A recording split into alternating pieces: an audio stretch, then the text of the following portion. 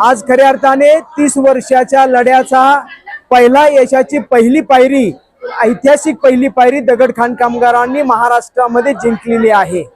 खऱ्या अर्थाने घराचा जमिनीचा जो लढा आमचा चालू होता त्यामध्ये काल झालेल्या संयुक्तिक जिल्हाधिकारी आणि कमिशनर यांच्या संयुक्तिक बैठकीमध्ये जाग्या बरोबरीने घर आणि त्या घरासाठी लागणारा 3 लाखाचा निधी देण्याची घोषणा काल जिल्हाधिकारी आणि कमिशनरांनी दोघांनी संयुक्तरित्या केलेली आहे।